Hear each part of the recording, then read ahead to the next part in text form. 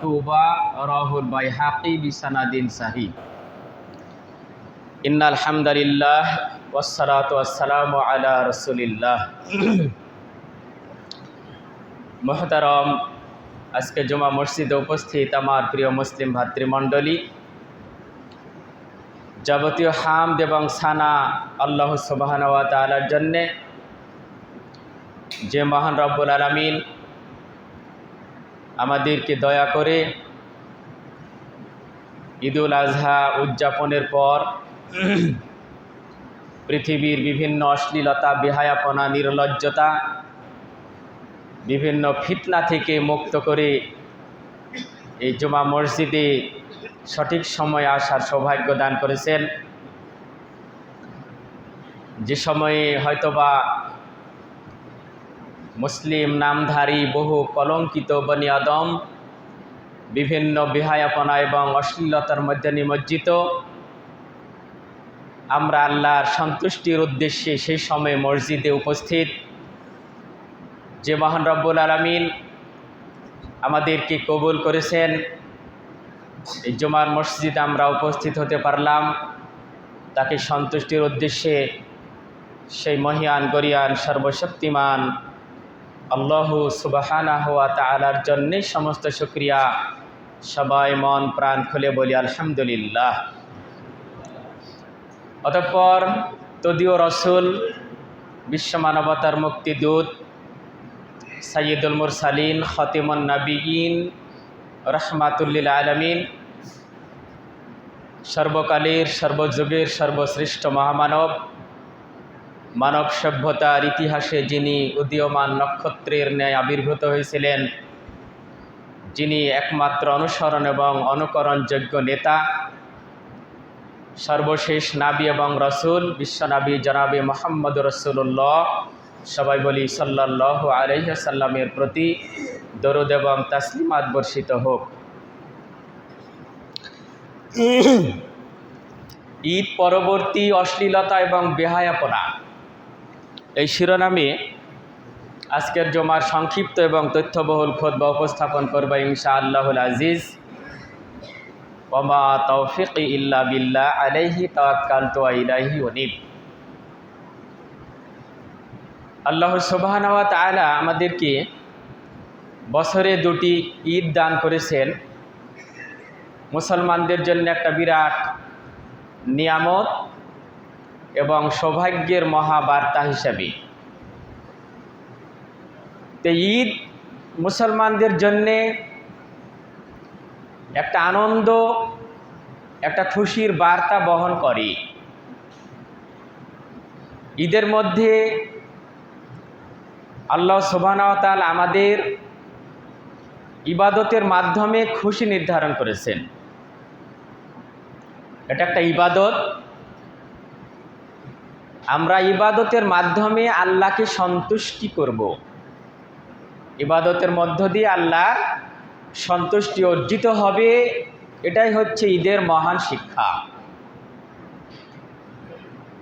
কিন্তু ঈদকে কেন্দ্র করে ঈদ পরবর্তী আনন্দ বিনোদনের নামে বাংলার মাটিতে যে চিত্রগুলো লক্ষ্য করা যায়, এগুলো একবারে ঈদকে কলঙ্কিত করে। ঈদের যে মূল ভাবধারা, ঈদের মূল যে ইসলামিক শিক্ষা, এই মূল শিক্ষাকে একবারে ধূলিসাৎ করে দেয়, একবার মাটির সাথে মিশে দেয়।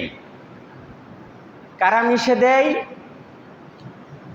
এই ঈদগাহের মাঠে যারা টুপি পরে আসে, যারা পাঞ্জাবি পরে, আনুষ্ঠানিকতার সাথে যারা কোরবানি করে, ঈদ উদযাপন করে, এই মুসলিম ঘরের কুসন্তানেরাই, এই মুসলিম ঘরের অভিশপ্ত সন্তানেরাই ঈদকে কেন্দ্র করে ঈদ পরবর্তী আনন্দ বিনোদনের নামে ইসলামকে মাটি দিয়ে, ইসলামকে কবর দিয়ে তারা এমন নোংরামি, বেহায়াপনা, নির্লজ্জতা, অশ্লীলতার ইতিহাস সৃষ্টি করে যে ঈদ নামে একবারে ঈদের যে একটা মূল শিক্ষা, এই শিক্ষা একবারে তারা নষ্ট করে দেয়।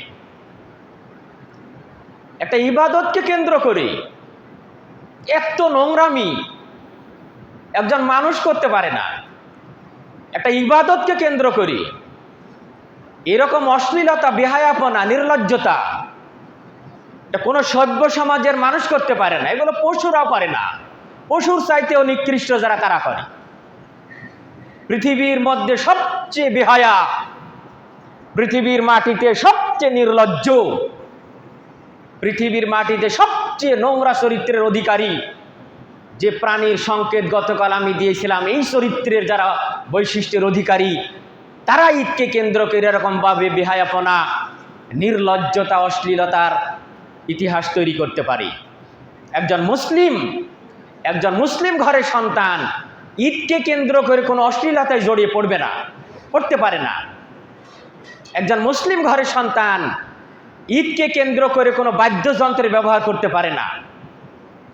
একজন মুসলিম ঘরের সন্তান একটা ইবাদতের নামে, একটা ঈদ উদযাপনের নামে আল্লাহর দেওয়া একটা বিশাল নিয়ামত কুরবানি করে, কুরবানির গোশত ভক্ষণ করে এই কলঙ্কিত কুসন্তানেরা বাদ্যযন্ত্র, গান বাজনা, চিত্ত বিনোদন, ড্যান্সিং, নারী পুরুষের অবাধ মেলামেশার মাধ্যম দিয়ে গোটা ঈদের ইমেজটাকে একবার ধ্বংস করে দিচ্ছে। এরা কারা? এরা ওই আমেরিকা থেকে আসা ওই খ্রিস্টানদের সন্তান, এরা ইসরায়েল থেকে আসা ইহুদিদের সন্তান, এরা ভারত থেকে আসা হিন্দুদের সন্তান না, এরা আমেরিকা থেকে আসা খ্রিস্টানদের সন্তান নয়, এরা ইসরায়েল থেকে আসা ইহুদিদের সন্তান নয়, এরা ভারত থেকে আসা হিন্দুদের সন্তান নয়, এরা আব্দুর রহমানের ঘরে জন্মগ্রহণ করা মুসলমান ঘরের সন্তানেরাই এইরকমভাবে ঈদের নামে ঈদ পরবর্তী অশ্লীলতা এবং বেহায়াপনার জন্ম দিয়ে এরা পাপের অঙ্গরাজ্য হিসেবে গোটা বাংলার মাটিকে অভিশপ্ত করছে। এরা কারা? এরা আমার আপনার ঘরের সন্তান। ঈদ উদযাপন করবে, ঈদের জন্যে তারা একটা বড় প্রস্তুতি গ্রহণ করবে 6 মাস আগে থেকে। বিভিন্ন ধরনের বাজার সরঞ্জাম কেনাকাটার মধ্যে দিয়ে যত রকমের হারাম অ্যাফেয়ার্সগুলো তারা তাদের বাস্তব জীবনে সংগঠিত করবে। ওই হারাম কার্যক্রমগুলো দ্বারা ঈদের পোশাক কিনবে, ঈদের বড় বড় মার্কেট করবে, নারী পুরুষের অবাধ মেলামেশার মাধ্যম দিয়ে তারা বাজারে যাবে, স্ত্রীকে নিয়ে, মেয়েকে নিয়ে বেহায়াপনা, নির্লজ্জের মতো বাজারে গিয়ে কেনাকাটা করে ঈদের সরঞ্জামগুলো সাজাবে। আবার ওই নির্লজ্জ অভিশপ্ত মুসলমানেরা আবার ঈদের দিনে সুন্দরভাবে ঈদগাহের মাঠে যাবে, সুন্দর পোশাক পরে, সুন্দর টুপি পরে, সুন্দর চেহারা নিয়ে আবার ঈদের মাঠে যায়, সুন্দরভাবে আবার ঈদের খুতবাও শোনে। ঈদের মাঠ থেকে বের হওয়ার পর আবার ওই নির্লজ্জতা, আবার ওই বেহায়াপনা, আবার ওই নোংরামি দিয়ে আবার শুরু করে কাজ। এই হচ্ছে এই নষ্ট চরিত্রের 3 নাম্বার শ্রেণীর মুসলমানদের কার্যক্রম, এই মুসলমান ঘরের সন্তানদের কার্যক্রম। কোরবানি করে এসে সুন্দরভাবে গোশত রান্না করে একবারে পেট ভর্তি করে খেয়ে দিয়ে বিকেলে তারা এই হানিমুনের নামে, বিনোদনের নামে তারা আবার অশ্লীলতার মাঠে তারা ঝাঁপিয়ে পড়বে। ওরা ইসলাম ধর্ম মানলো না ইসলাম ধর্মকে ধ্বংস করলো? কোনটা? এটা একটা প্রতারণা করলো। ঈদের মাঠে যে তারা গেল, এটা সম্পূর্ণ একটা ভাওতাবাজি, সম্পূর্ণ একটা প্রতারণা। ইসলামের সাথে এরকমভাবে গাদ্দারি করে, এরকমভাবে প্রতারণা করে, এরকমভাবে বেঈমানি করে ঈমান নিয়ে পৃথিবীতে টিকে থাকা যায় না। ঈমান নিয়ে টিকে থাকতে হলে ঈদের আগে ঈমানদার হতে হয়, ঈদের মাঠে ঈমানদার হতে হয়। ঈদ পরবর্তী আনন্দ বিনোদন কখনো পাপের মধ্যে নিমজ্জিত হতে পারে না। ঈদ পরবর্তী আনন্দ বিনোদনের মধ্যে যদি পাপ থাকে তাহলে ওই ঈদ তার জন্য কলঙ্কিত, তার ঈদ করার কোনো অধিকার নেই। যে ঈদকে টার্গেট করে এরকমভাবে বেহায়াপনার জন্ম দেয়, যে ঈদকে কেন্দ্র করে এরকম একটা নির্লজ্জ অশ্লীলতার পরিবেশের যারা সৃষ্টি করে, বাদ্যযন্ত্রের ব্যবহার করে, বিভিন্ন ধরনের সাজসজ্জা, রঙিন সজ্জা দ্বারা একবারে অপসংস্কৃতির করাল গ্রাসে ঈদকে ভুলুণ্ঠিত করে দিচ্ছে যারা, এরা মুসলিম নয়, এরা ইসলামের শত্রু, এরা ইসলামের দুশমন। এদেরকে যারা সহযোগিতা করে, এই অনুষ্ঠানগুলোতে যারা যায়, এরা সব ইসলামের শত্রু। এরা ঈদ উদযাপনের নামে এইরকমভাবে ইসলামকে ধ্বংস করার জন্য কাজ করছে। আল্লাহ সুবহানাহু ওয়া তাআলা বলেন সূরা নূর 24 নম্বর সূরা, কুরআনুল কারীমের 24 নম্বর সূরার 19 নম্বর আয়াতে আল্লাহ সুবহানাহু ওয়া তাআলা বলেন ইন্নাল্লাযীনা ইউহিব্বুনা আন তাশিয়াল ফাহিশা, নিশ্চয় যারা ঈমানদারদের মধ্যে নির্লজ্জতা এবং অশ্লীলতা ছড়ানোর ক্ষেত্রে, ঈমানদারদের মধ্যে নির্লজ্জতা এবং অশ্লীলতা ছড়ানোর ক্ষেত্রে যারা কাজ করে, যারা পছন্দ করে, ইন্নাল্লাযীনা ইউহিব্বুনা, নিশ্চয় যারা ভালোবাসে, পছন্দ করে, কামনা করে, আন তাশিয়াল ফাহিশা, ঈমানদারদের মধ্যে অশ্লীলতা ছড়িয়ে পড়ুক, ঈমানদারদের মধ্যে নির্লজ্জতা ছড়িয়ে পড়ুক, এটা যারা চায় ঈমানদারদের মধ্যে অশ্লীলতা এবং নির্লজ্জতার প্রসার ঘটুক, এটা যারা কামনা করে, ফিল্লাযীনা আমানু লাহুম আযাবুন আলীম, তাদের জন্য রয়েছে যন্ত্রণাদায়ক শাস্তি, তাদের জন্য রয়েছে যন্ত্রণাদায়ক শাস্তি ফিদ দুনিয়া ওয়াল আখিরা, দুনিয়া এবং আখিরাতে। আল্লাহু ইয়ালামু মা লা তা'লামুন, আল্লাহ যা জানেন তোমরা তা জানো না। তাহলে এক শ্রেণীর কুলাঙ্গার আছে এই পৃথিবীতে, যারা চায়, যারা মনে মনে কামনা করে যে ঈমানদারদের মধ্যে অশ্লীলতার প্রসার ঘটুক, ঈমানদারদের মধ্যে নির্লজ্জতার প্রসার ঘটুক। এক ধরনের কুলাঙ্গার আছে যারা এই ধরনের পরিবেশ সৃষ্টি করে, যারা এই ধরনের অপসংস্কৃতির সৃষ্টি করে, যারা বাদ্যযন্ত্রের ব্যবহার করে, যারা গান বাজনার পরিবেশ সৃষ্টি করে, এদের লক্ষ্য হচ্ছে এদের মাধ্যম দিয়ে ঈমানদারদের মধ্যে, আমাদের ঘরের সন্তানরা এই কার্যকলাপগুলোর মধ্যে জড়িয়ে পড়ে আমাদের মধ্যে অশ্লীলতার প্রসার ঘটবে, এটা তারা চায়। যার জন্যে এই উপকরণগুলো আমার আপনার সন্তানের হাতে পৌঁছে দিয়েছে। যত রকমের গান বাজনার উপকরণ, যত রকমের বাদ্যযন্ত্রের উপকরণ, যত রকমের নাচ গানের উপকরণ, বেহায়াপনার উপকরণ, নির্লজ্জতার উপকরণ, এগুলো তাদের সৃষ্টি নয়, এগুলো কি তারা আবিষ্কার করেনি, এমনি এমনি হয়েছে। আমাদের পার্শ্ববর্তী এই যে অভিশপ্ত মিনি ঘুঘুডাঙ্গা নামকরণ করা হয়েছে, যেটা অভিশপ্ত মিনি ঘুঘুডাঙ্গা, এখন থেকে 10 বছর আগে কোনো অস্তিত্ব ছিল এটা? অথচ 3-4 বছরের ব্যবধানে আপনি লক্ষ্য করেছেন অবস্থাটা কোথায় গিয়ে পৌঁছেছে? আমার আপনার সন্তানেরা এখন থেকে 10 বছর পর মনে করবে যে এটাই হচ্ছে আমাদের ধর্ম, ঈদের দিন ওখানে যেতে হয়।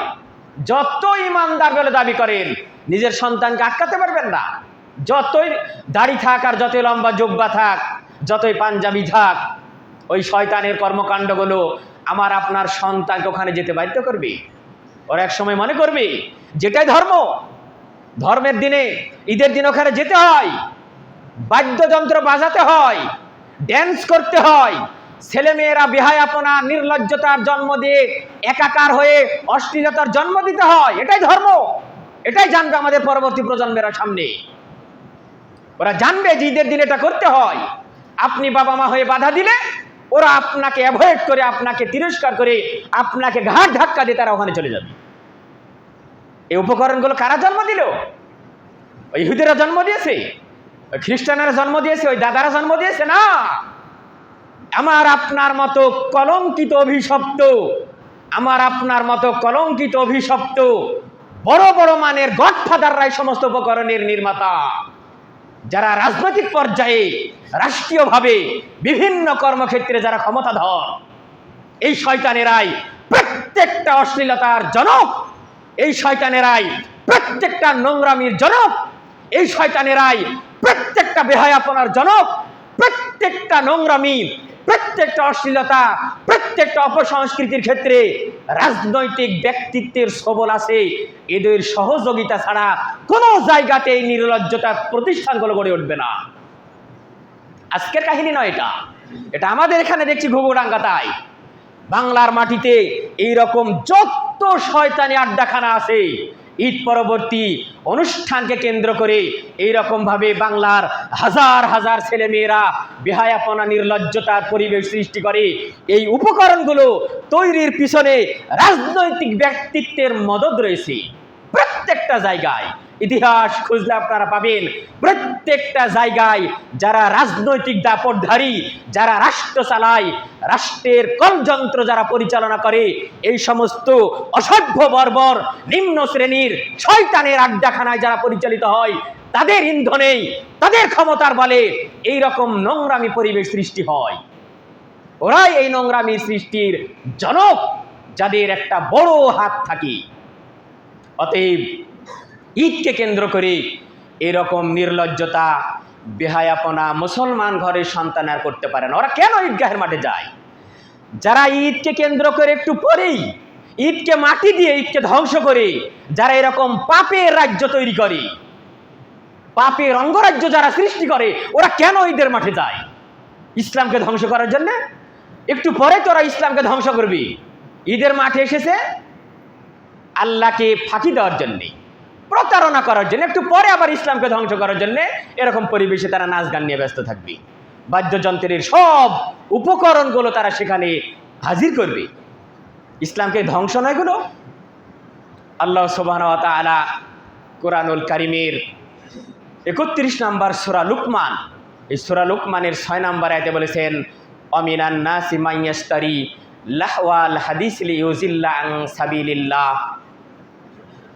মানুষের মধ্যে এমন এক শ্রেণীর লোক আছে যারা মানুষকে আল্লাহর পথ থেকে বিভ্রান্ত করার জন্যে, অমিনান নাসি মাইয়াশতারি লাহওয়াল হাদিস লিইউজিল্লা আন সাবিলিল্লাহি বিগাইরি ইলমিন ওয়া ইয়াত্তাখিযা হুজওয়ান উলাইকা লাহুম আযাবুম মুহিন। মানুষের মধ্যে এমন এক শ্রেণীর শয়তান আছে, অমিনান নাস, মানুষের মধ্যে এমন এক শ্রেণীর শয়তান আছে যারা ভালো মানুষকে আল্লাহর পথ থেকে বিভ্রান্ত করার জন্যে, ভালো মানুষকে আল্লাহর পথ থেকে গুমরাহির দিকে নিয়ে যাওয়ার জন্যে গান বাজনা এবং বাদ্যযন্ত্রের সমস্ত উপকরণগুলো তারা সংগ্রহ করে। এ কথাটি কার? মানুষের তৈরি কথা। সূরা লুকমানের 6 নম্বর আয়াত খুলে দেখেন, আল্লাহ সুবহানাহু ওয়া তাআলা এই কথাই বলছেন, মানুষের মধ্যে এমন এক শ্রেণীর লোক আছে যারা ভালো মানুষদেরকে বিভ্রান্ত করার জন্য আল্লাহর পথ থেকে, যারা নিরীহ সহজ সরল প্রাণ ইমানদার মানুষদেরকে আল্লাহর পথ থেকে গোমরাহের দিকে নিয়ে যাওয়ার জন্য বাদ্যযন্ত্র, গান বাজনার যাবতীয় উপকরণগুলো তারা সংগ্রহ করে। এরা কারা? কারা সংগ্রহ করে এগুলো কারা ছড়িয়ে দিচ্ছে? এই মুসলমান ঘরে অভিশপ্ত সন্তানেরাই, লাহওয়াল হাদিস, এরাই ছড়িয়ে দিচ্ছে আমাদের মতো ইমানদারদের ইমান হরণ করার জন্যে। উলাইকা লাহুম আযাবুম মুহিন, এদের জন্য রয়েছে একবারে অবমাননাকর শাস্তি। যারা এই উপকরণগুলো সংগ্রহ করে, বাদ্যযন্ত্র এবং গান বাজনা হালাল নাকি? বাদ্যযন্ত্র এবং গান বাজনা যেখানে হয়, সেটা রেডিওতে হোক, টেলিভিশনে হোক, চায়ের স্টলে হোক, আর মোবাইলে হোক, কম্পিউটারে হোক, যেখানে বাদ্যযন্ত্রের ব্যবহার আছে, মিউজিক টং টং টং টং করে, যে মিউজিক থেকে আজকে মসজিদও হেফাজতে রাখতে পারছি না আমরা। আমি অনেকদিন আগে বলেছি, এই যে টং টং করা রিংটোন, এটা কি ইসলামিক রিংটোন? এটাও বাদ্যযন্ত্রের একটা অংশ, এটা হারাম। এটা মসজিদের মধ্যে যেন কোনোদিন না বাজে। খুব সতর্কতার সাথে মোবাইল ব্যবহার করবেন আপনারা। মোবাইল ব্যবহার করার জন্য আপনারা এই মসজিদের গেট থেকে 300 গজ দূরে থাকতে মোবাইল সাইলেন্ট করবেন। মসজিদের মধ্যে আপনার রিংটোন শুনবো কেন আমরা? আপনার অবহেলার জন্যে, আপনার এই অসতর্কতার জন্য মসজিদের মধ্যে রিংটোন বাজে কেন? মসজিদের মধ্যে আপনি মোবাইল অন করেন কেন? আপনি কি দেশের মন্ত্রী না ডিসিএসপি? দরজায় পার হতে না হতে ওখানে মোবাইল অন করবি। এখানে লোকজন সুন্নাত পড়ে, ওর মোবাইলের ওই অন করা রিংটোন শব্দগুলো এই মুসল্লিদের কানে এসে পৌঁছে এর সালাত নষ্ট করছে। কি ঢং! এক একজনের মোবাইল ব্যবহার করার কি সিস্টেম! মসজিদকেও আমরা মোবাইলের এই হারাম অ্যাফেয়ার্স থেকে রক্ষা করতে পারছি না। এত অসতর্কতা, এত অবহেলা! মোবাইল মনে হচ্ছে একবারে ধন। পৃথিবীর ধ্বংসের জন্য এর সাথে বড় কোনো মারাত্মক অস্ত্র তৈরি হয়নি মানুষের ইমান নষ্ট করার জন্যে। আদম আলাইহিস সালাম থেকে শুরু করে আজ পর্যন্ত একজন ইমানদারদের ইমান হরণ করার জন্যে, একজন ইমানদার ইমান হরণ করার জন্যে মোবাইলের মতো বিপজ্জনক কোন অস্ত্র তৈরি হয়নি। এই বিজ্ঞান যত কিছু আবিষ্কার করেছে, বিজ্ঞানের প্রত্যেকটা আবিষ্কারের ক্ষেত্রে পারমাণবিক বোমার চাইতে বিপজ্জনক এই মোবাইল। আর সে মোবাইল নিয়ে মসজিদের মধ্যে সে ফুটানি মারায়। ইমানদারদের ইমান হরণ করার জন্য ওরা এই উপকরণগুলো ছড়িয়ে দিয়েছে, জানেন না? ওগুলো সব বাদ্যযন্ত্রের অংশ। মোবাইলের রিংটোন বাদ্যযন্ত্রের অংশ। এটা টোটালি হারাম। খবরদার মোবাইলের কোনো শব্দ যেন মসজিদের মধ্যে না বাজে, এই ব্যাপারে খুব সতর্কতা এবং সাবধানতা অবলম্বন করে চলবেন। এটা মসজিদ, মসজিদকে আমাদের এই বাদ্যযন্ত্রের রিংটোন থেকে হেফাজত করতে হবে। যাই হোক, আল্লাহ সুবহানাহু ওয়া তাআলা বলছেন, এমন এক শ্রেণীর শয়তান লোক আছে যারা মানুষকে আল্লাহর পথ থেকে দূরে রাখার জন্যে, মানুষকে বিভ্রান্ত করার জন্যে বাদ্যযন্ত্র এবং গান বাজনার সব উপকরণগুলো সংগ্রহ করে এবং আল্লাহর বিধিবিধান নিয়ে ঠাট্টা বিদ্রুপ করে। আল্লাহর বিধিবিধান নিয়ে ঠাট্টা বিদ্রুপ করে। ভালো কথা বলবেন, দেখবেন উপহাস ঠাট্টা করে আপনাকে অনেক নিচে নামিয়ে দেবে। আপনি খালি ভালো কথা বলে দেখেন কোথায় আপনাকে নামাতে হয়, সেটা তারা জানে। ভালো কথা বলবেন না, কোনোদিন মানুষের কটূক্তি শুনতে হবে না। আপনার হক কথা বলবেন না, কোনোদিন উপহাস ঠাট্টা বিদ্রুপের পাত্র হবেন না। মানুষের মন জোগায় কথা বলেন, মানুষকে মাথার উপর নিয়ে নাচেন, কোনোদিন আপনাকে নিয়ে কেউ ঠাট্টা বিদ্রুপ করবে না। এটা নবী রাসূলের চরিত্র নয়। নবী রাসূলের চরিত্র যারা এই পৃথিবীতে গ্রহণ করে তারা এই পৃথিবীতে উপহাসের পাত্র হতে হবে। এটা চূড়ান্ত ইসলামের নীতি। যে সমস্ত আলেম ওলামারা, যে সমস্ত বক্তারা, যে সমস্ত দায়ীরা এই পৃথিবীতে উপহাসের পাত্র নয়, ওরা নবী রাসূলের আদর্শে আদর্শিত নয়। কোরআনুল কারীমের সূরা ইয়াসিন খুলে দেখেন, আল্লাহ সুবহানাহু ওয়া তাআলা বলছেন, ইয়া হাসরাতান আলাল ইবাদ মা ইয়াতিহিম মির রাসূলিন ইল্লা কানু বিহি ইস্তাহজিউন। হায় আফসোস পৃথিবীর মানুষ, তোমাদেরকে নিয়ে আমার বড় আফসোস। আল্লাহ সুবহানাহু ওয়া তাআলা বলছেন, ইয়া হাসরাতান আলাল ইবাদ, হায় আফসোস পৃথিবীর মানুষ, ইয়া হাসরাতান আলাল ইবাদ, পৃথিবীর বান্দারা তোমাদের জন্য হায় আফসোস। আল্লাহ সুবহানাহু ওয়া তাআলা আফসোস করে বলছেন, ইয়া হাসরাতান আলাল ইবাদ মা ইয়াতিহিম মির রাসূলিন, তোমাদের কাছে এমন কোন রাসূল আসেনি।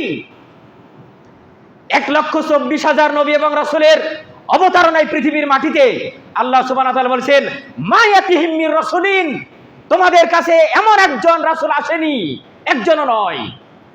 মা ইয়াতিহিম মির রাসূলিন ইল্লা কানু বিহি ইস্তাহজিউন, মানুষ যাদেরকে নিয়ে ঠাট্টা বিদ্রুপ করেনি, মানুষ যাদেরকে গালি দেয়নি, মানুষ যাদেরকে উপহাসের পাত্র বানায়নি, এইরকম নবী রাসূল এই পৃথিবীতে একজনও আসেনি। আল্লাহ সুবহানাহু ওয়া তাআলা পৃথিবীর মানুষদেরকে ডাক দিয়ে আফসোস করে বলছে, আর আপনার বিরুদ্ধে ঠাট্টা বিদ্রুপ করে না কেন মানুষ? আপনি এত বড় মাপের হুজুর, এত বড় মাপের আলেম, আপনাকে নিয়ে ঠাট্টা বিদ্রুপ করে না কেন? আপনি এত বড় ভাইরাল হলেন কি করে? লক্ষ লক্ষ মানুষ আপনাকে ভালোবাসে কেন? তার মানে আপনি হকপন্থী নন, আপনি আল্লাহ এবং তার রাসূলের নীতির উপর প্রতিষ্ঠিত নন। আল্লাহ এবং তার রাসূলের নীতির উপর প্রতিষ্ঠিত হলে মানুষ আপনাকে নিয়ে ঠাট্টা বিদ্রুপ করতে হবে, এটা ইসলামের চূড়ান্ত নীতি। অতএব আল্লাহ সুবহানাহু ওয়া তাআলা বলছেন, আল্লাহর বিধিবিধান নিয়ে ওরা ঠাট্টা বিদ্রুপ করে।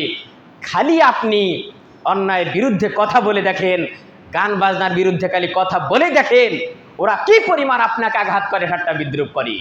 ওরাই হচ্ছে এই পৃথিবীর মাটিতে সব উপকরণ, গান বাজনা বাদ্যযন্ত্রের সরঞ্জামগুলো ছড়িয়ে দিয়েছে আমার আপনার সন্তানের ঈমান হরণ করার জন্যে, আমার আপনার সন্তানকে ঈমান থেকে বিচ্যুত করার জন্যে, আমাদেরকে আল্লাহর পথ থেকে গোমরাহি করে জাহান্নামে নেওয়ার জন্যে। উলাইকা লাহুম আযাবুম মুহিন, এদের জন্য রয়েছে যন্ত্রণাদায়ক শাস্তি, অবমাননাকর শাস্তি, লাঞ্ছনাকর শাস্তি। যারা মানুষকে আল্লাহর পথ থেকে বিভ্রান্ত করার জন্যে গান বাজনা এবং বাদ্যযন্ত্রের উপকরণগুলো সংগ্রহ করে। তাহলে কি বুঝলেন? গান বাজনা বাদ্যযন্ত্র খুব ভালো জিনিস নাকি? হালাল। আগে হারাম ছিল, তবে এখন আর হারাম না, এখন হালাল। আগে গান বাজনা বাদ্যযন্ত্র এর ব্যবহার আমাদের দাদার আমলের লোকেরা শুনলে তারা আটকে উঠত, তারা বড় পাপ মনে করত। গান বাজনা বিরাট পাপ, বাদ্যযন্ত্রের ব্যবহার বিরাট পাপ, তাদের কাছে বিরাট পাপ ছিল। কিন্তু এখন গান বাজনা আর হারাম নাই, এখন গান বাজনা হালাল। আপনারা সবাই ইচ্ছা মতো গান বাজনা বাজাবেন, কারণ এখন গান বাজনা হালাল। কেন হালাল? মুহাম্মদ সাল্লাল্লাহু আলাইহি ওয়াসাল্লাম হালাল বলেছেন, তাই হালাল। কিভাবে বলেছেন দেখেন, ওয়া নবী মুসা আশআরী রাদিয়াল্লাহু আনহু قال قال رسول الله صلى الله عليه وسلم لا يكونن من امتي اقوام يستحلون الهرى والحرير والخمر والمعازف। মুহাম্মদ সাল্লাল্লাহু আলাইহি ওয়াসাল্লাম বলেন, আবু মুসা আশআরী রাদিয়াল্লাহু থেকে বর্ণিত, বুখারীতে এসেছে যে হাদিসটি। আবু মুসা আশআরী রাদিয়াল্লাহু বলেন, আল্লাহ রাসূল বলেছেন, লা ইয়াকুনান্না মিন উম্মতি আকওয়ামুন, আমার উম্মতের মধ্যে এমন একটা সম্প্রদায়ের আবির্ভাব ঘটবে আমি মারা যাওয়ার পর আমার উম্মতের মধ্যে এমন একটা সম্প্রদায় ঘটবে, আবির্ভাব ঘটবে, এমন একটা জাতির আবির্ভাব ঘটবে।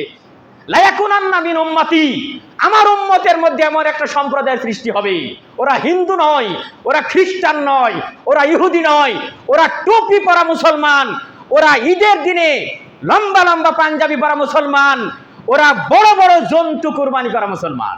আমার উম্মতের মধ্যে এমন একটা জাতির আবির্ভাব ঘটবে। লা ইয়াকুনান্না মিন উম্মতি আকওয়ামুন, আমার উম্মতের মধ্যে এমন একটা জাতির আবির্ভাব ঘটবে, ইস্তাহিল্লুনা আল হিরা, ওরা জেনাকে হালাল মনে করবে। নাউযুবিল্লাহ। কি বলছেন আপনি? কে বলেছে জেনা হারাম? এখনো জেনা হারাম নাই, জেনা এখন হালাল। সব মানুষ জেনাকে খুব সহজভাবে মেনে নিয়েছে, মানে আর খারাপ নাই। এখন থেকে 50 বছর আগে জেনার নাম শুনলে মানুষ আটকে উঠতো। সর্বনাশ করেছে, জেনা করেছে, ওরে সর্বনাশ, ওর পরিবেশে জায়গা নাই। চুরি করেছে, সবচেয়ে ধিক্কৃত দুটি কাজ ছিল আগে, জেনা এবং চুরি। সমাজে জায়গা হতো না, অথচ এখন আর এটা হারাম আছে? বিবেকের কাছে প্রশ্ন করে দেখেন তো, জেনা আর হারাম আছে? হারাম নাই।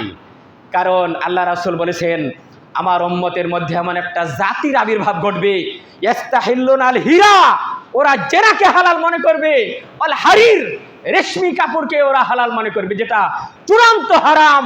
বড় বড় মাপের হারাম কাজগুলিকে ওরা হালাল মনে করবে। ইস্তাহিল্লুনা আল হিরা ওয়াল হারিরা ওয়াল খামরা, ওরা নেশাদার দ্রব্যকে হালাল মনে করবে। নাউযুবিল্লাহ।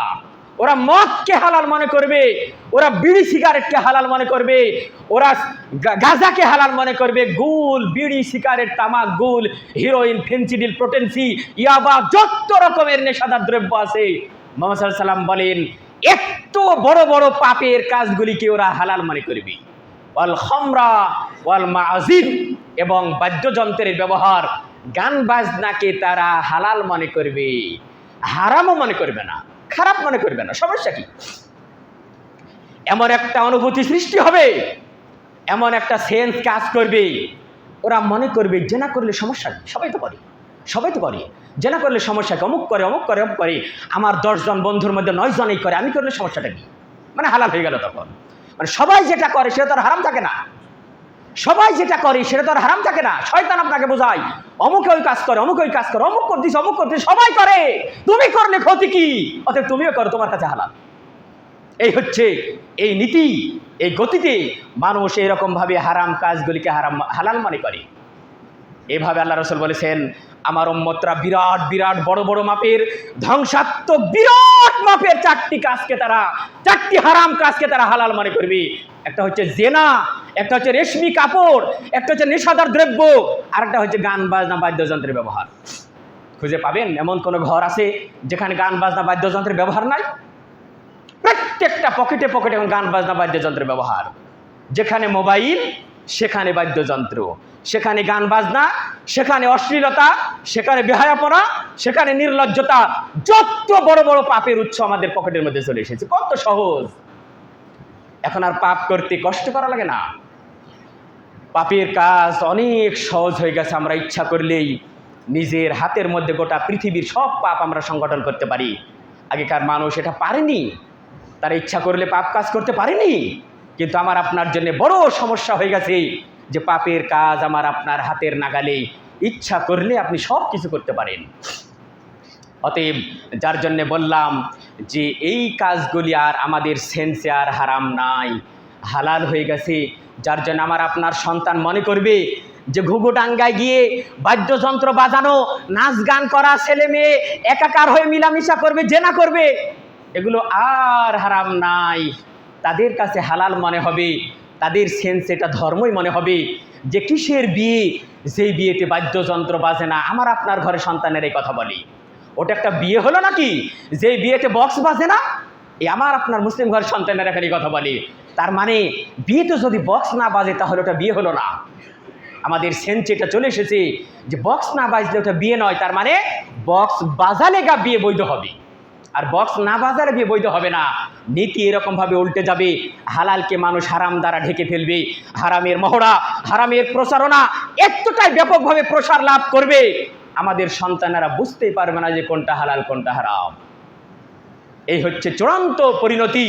আমার আপনার সামনের সন্তানেরা মহা বিপদের দিকে গিয়ে যাচ্ছে, যার কারণে ঈদ করার পরপরই দেখবেন আমার আপনার মুসলমানের ঘরের সন্তানেরা কতটা বেহায়াপনা, নির্লজ্জতা, পাপের কাজের সাথে জড়িয়ে পড়ছে ঈদের দিনে বিকেলে। এগুলি কি? এগুলি আমাদের জন্য কি ভালো সংকেত? মুসলমানদের জন্য, একজন ইমানদার মানুষের জন্য কি ভালো সংকেত?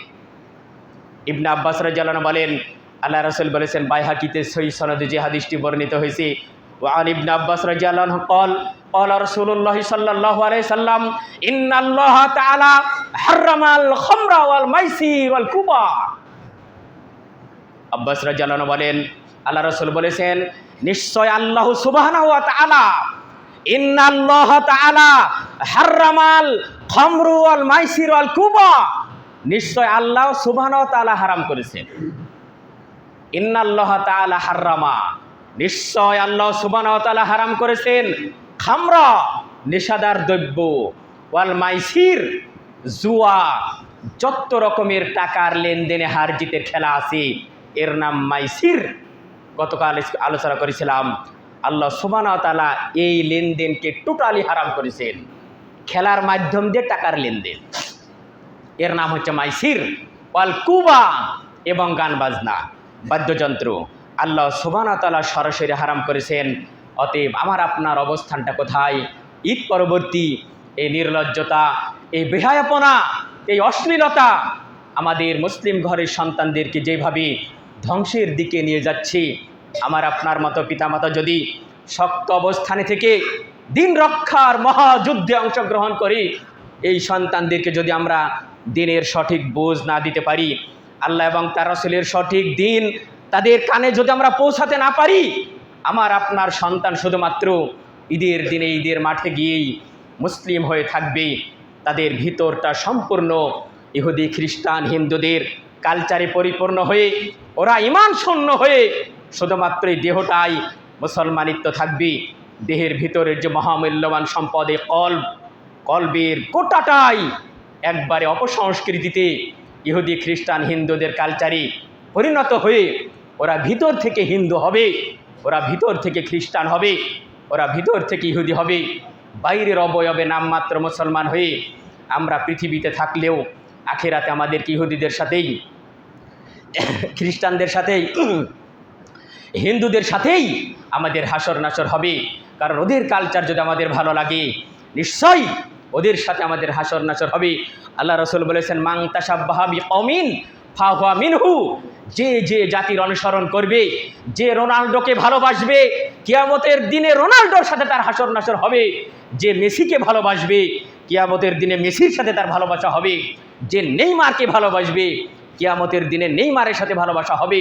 যে মেসির টাকা ইসরায়েল চলে, যে রোনাল্ডোর টাকা ইসরায়েল চলে, যে নেইমারের টাকা ইসরায়েল চলে, ইসরায়েলের যুদ্ধের জন্যে বিরাট মাপের অর্থ, বিশাল অঙ্কের অর্থনৈতিক সেক্টর যে মেসির টাকায় পরিচালিত হয়, সেই মেসির গেঞ্জি পরে আমার আপনার মতো মুসলমান ঘরের সন্তানেরা, অভিশপ্ত সন্তানেরা, কলঙ্কিত সন্তানেরা বাংলার মাটিকে অভিশপ্ত করছে মেসিকে ভালোবেসে।